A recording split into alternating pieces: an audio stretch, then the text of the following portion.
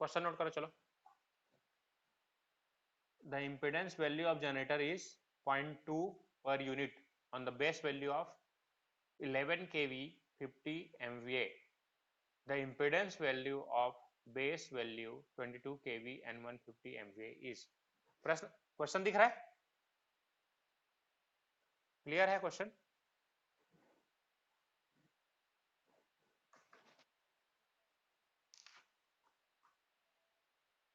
अब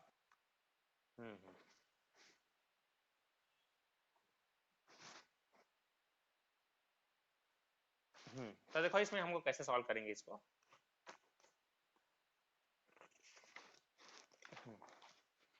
देखो इसको कैसे सॉल्व करेंगे। तो हमारे पास क्वेश्चन तो तुम लोग के पास क्लियर है ना। क्वेश्चन क्या है कि हमारे पास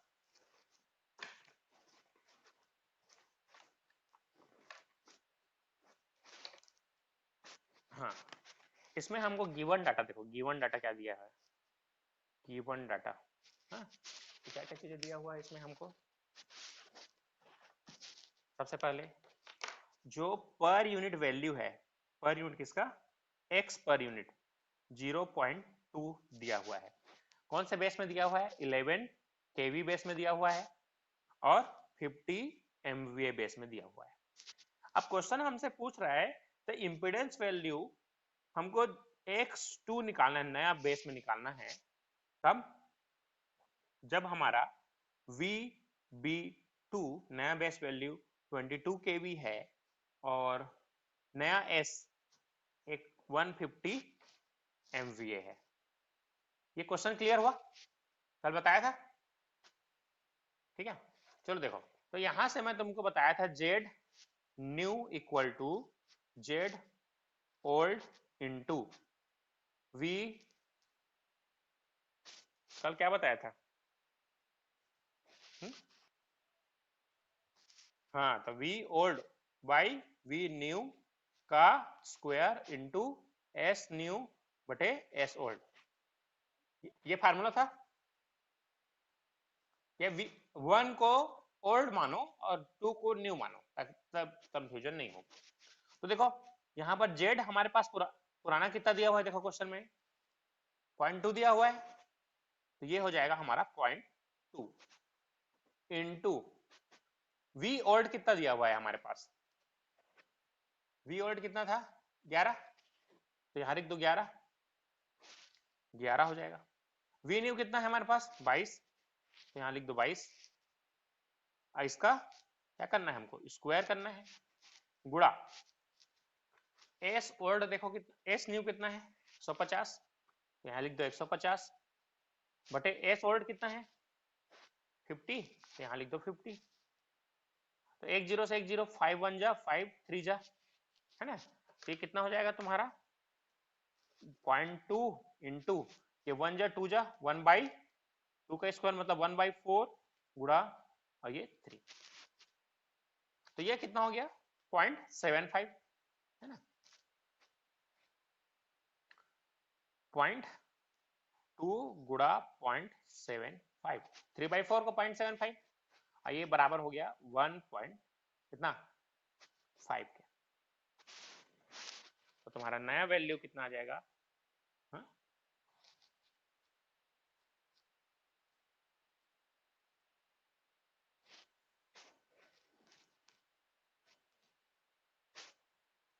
नहीं, ये पॉइंट और ये वाला पॉइंट और है, तो यहाँ पर पॉइंट लगेगा और पॉइंट हो गया, तो 0.15 इसका आंसर होगा करेक्ट पर यूनिट। देखो ये क्वेश्चन पूछा गया था, ये क्वेश्चन तुम्हारा था IES 96 का क्वेश्चन था, और ये हमारा पहला ऑप्शन इसका आंसर हो जाएगा। तो कंपटीशन एग्जाम में सेम क्वेश्चन तुम्हारा रिपीट कर सकता है, सेम क्वेश्चन। तो तुमको इस तरीके से देखो कंपटीशन एग्जाम में हमारा पर यूनिट का कैसे वैल्यू क्वेश्चन पूछा जाता है,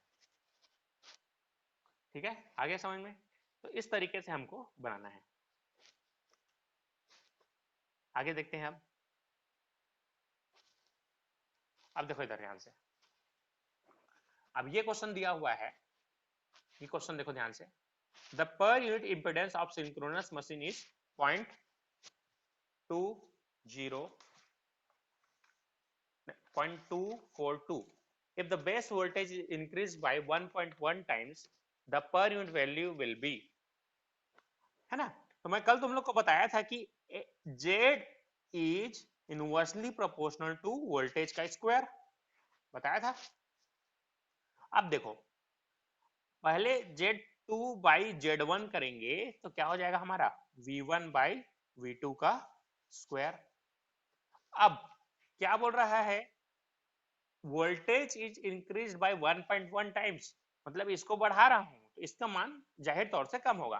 तो ऑप्शन में देख लेते हैं, इससे कौन, देखो इससे कम ही होना है, तो कम ऑप्शन में कौन कौन सा है, 1 और 2 उड़ गया हमारा, ये दोनों तो हो नहीं सकता, ये सी और डी में से होना चाहिए। तो हम इसको बनाते हैं, इसको देखो, तो जेड न्यू इक्वल टू क्या हो जाएगा, जेड ओल्ड इंटू V2, इसका मान कितना है 1.1 का स्क्वायर, तो 11 गुणा 11 लिख सकता हूं इसको मैं, है ना, और गुणा 1 मतलब बटे 0.1 मतलब 10 गुणा 10।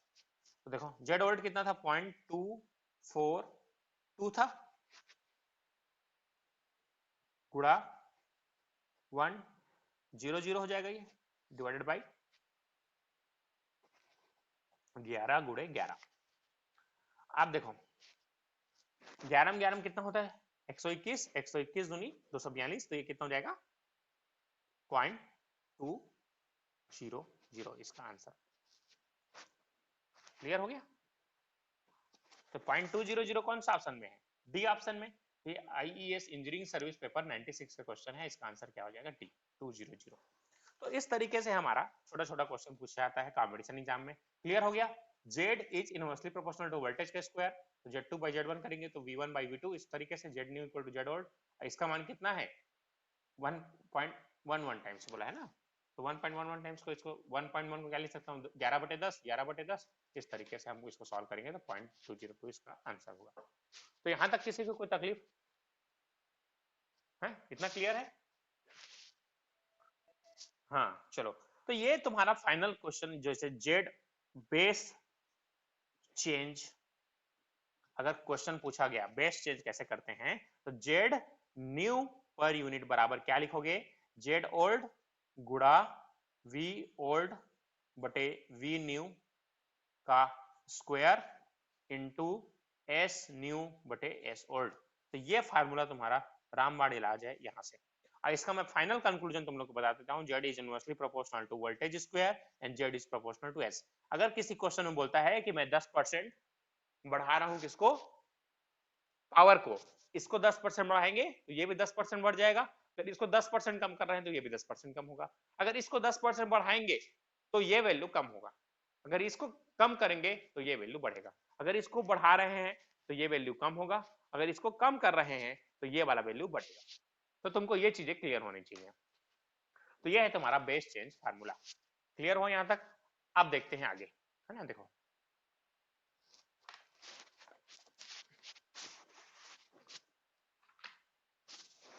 अब लिखो नेक्स्ट टॉपिक आगे में।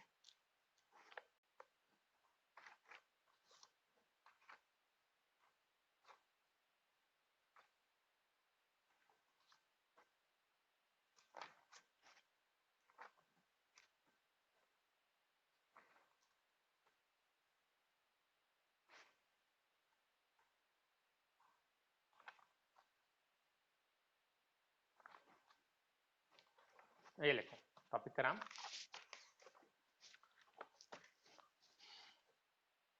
Transformer representation in per unit system. तो देखो ध्यान से इसको, transformer representation in per unit system दिख रहा है सबको, बोलो जल्दी। ये जो लिखा है क्लियर है, लिख रहा है V1 V2 लिखा है, क्लियर है कि बड़ा करना है इसको, दिख जा रहा है ना। ठीक, देखो ध्यान से, ट्रांसफार्मर का ये देखो, ये प्राइमरी है और ये सेकेंडरी है। लेट प्राइमरी का वोल्टेज V1 है, सेकेंडरी का वोल्टेज V2 है, उसी तरीके से I1 I2 N1 N2 primary और सेकेंडरी का, जहां K हम लोग जानते हैं ट्रांसफॉर्मेशन रेशियो क्या होता है, K बराबर N2 बाई N1 बराबर V2 बाई V1 बराबर I1 बाई I2, इसको बोलते हैं ट्रांसफॉर्मेशन रेशियो। अब मैं इक्विवेलेंट, इसका मतलब है equivalent impedance refer to primary side. जब भी प्राइमरी साइड में देखेंगे तो प्राइमरी का इंपेडेंस Z1 है, तो Z1 प्लस, जब भी हम क्या करते हैं Z2 को रिफर करते हैं प्राइमरी से, तो डिवाइड बाई के स्क्वायर होता है। तो ये तुम्हारा इस तरीके से बनेगा Z1 प्लस Z2 बाई के स्क्वायर। अब यहां पर Z बेस कैसे निकालते हैं, VB स्क्वायर, ये अलग है, VB square by S base. On secondary side देखो V2 बेस और V1 बेस है, इसका मतलब V2 बाई V1 क्या करते हैं, K होता है, तो इसमें केवल बेस जोड़ दिया मैंने, तो V2 base by V1 base बराबर K हो जाएगा। इसी तरीके से अगर V2 बेस का मान निकालूंगा क्या हो जाएगा, K times of V1 base.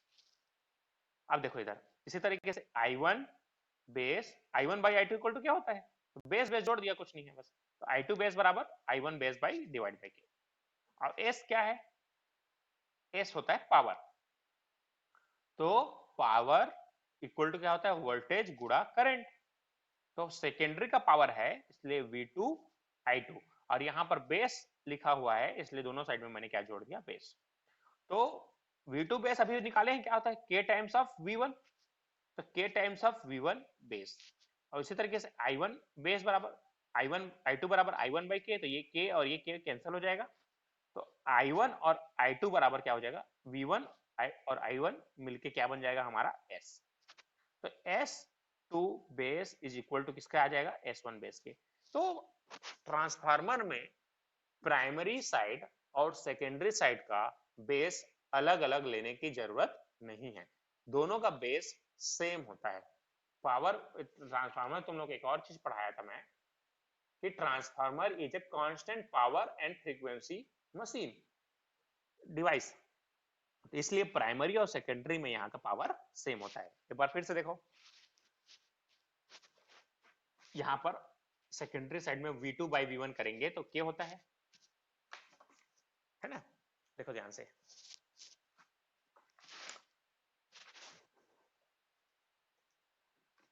एक बार देख लो सब कोई।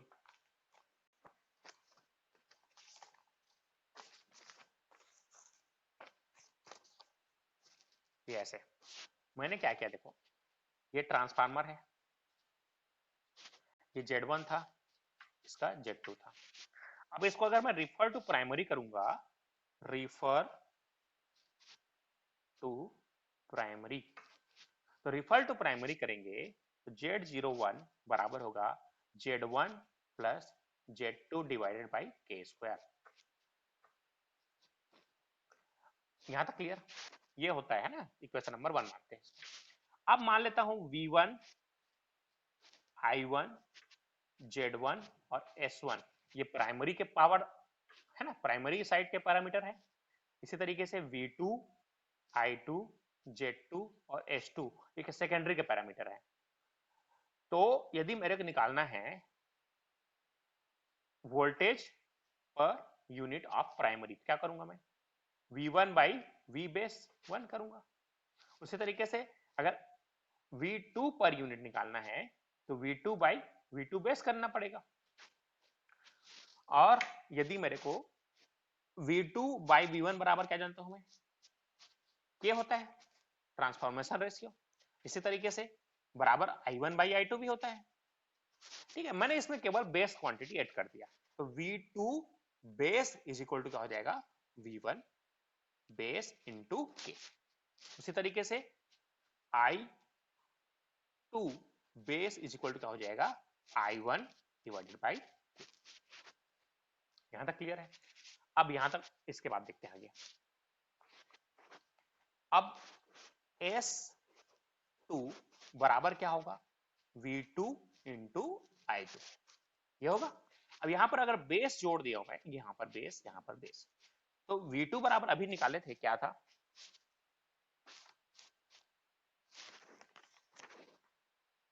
V2 बराबर निकाले हैं यहां पर, है ना, V2 बराबर क्या निकाले हैं, V1 B into K। V1 B base into के प्लस I2 बराबर निकालने हैं, देखो क्या है I1 डिवाइडेड बाई के। तो यहां से क्या हो जाएगा इंटू I1 डिवाइडेड बाई के। तो यहां से k और k कैंसल p, तो यहां से ये क्या हो जाएगा V1 I1 और ये बेस, तो ये V1 इंटू I1 क्या हो जाता है S1 बेस। तो ये बराबर किसका हो गया H2 बेस। यही चीजें मैं तुमको यहाँ पर दिखाया हूँ, तो ये बना के भी बता दिया मैं एक बार। क्लियर हो गया कि प्राइमरी साइड का पावर और सेकेंडरी साइड का पावर हमको अलग अलग बेस लेने की जरूरत नहीं है, दोनों का बेस वैल्यू सेम होता है। ठीक है, यहां तक क्लियर? देख लो एक बार, है ना, ये इस तरीके से बनाए हम लोग, है ना, इस तरीके से ये पूरा बना है। ठीक, इसके बाद ये फाइनल ये आंसर आया है ना। यहां तक कोई तकलीफ किसी को, कोई डाउट है पूछ सकते हो।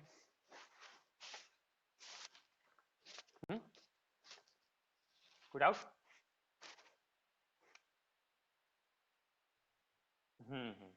ठीक है, अब आगे बढ़ते हैं। देखो ये दिख रहा है कॉपी जेड बेस 2, तो जेड बेस 2 कैसे निकालेंगे वी बी का स्क्वायर बाई एस बी, है ना। या तुम लोग को ऐसा लिख के बता रहा हूं, देखो यहां पर मैं जेड बेस 2 कैसे निकालेंगे V B square by S B, ये फार्मूला बताया। तो 2 है इसलिए यहां पर 2, यहां पर भी 2। यहां तक क्लियर? ये क्लियर है ना। और यहां से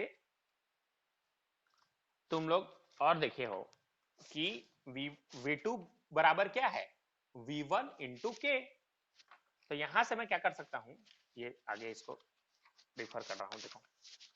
तो यहां से क्या लिख सकता हूं मैं V1 B इंटू के का, दिख रहा है, का स्क्वायर बटे एस पी, ऐसे लिख सकता हूं।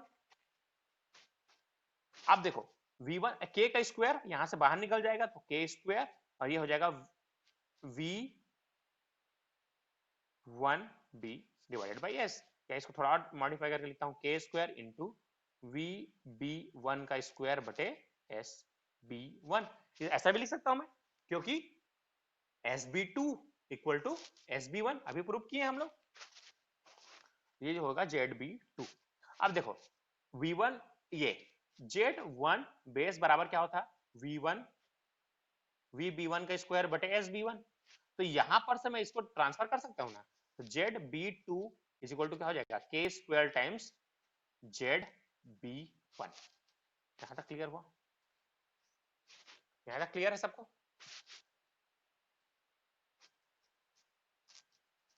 ठीक है, अब आगे बढ़ते हैं। अब देखो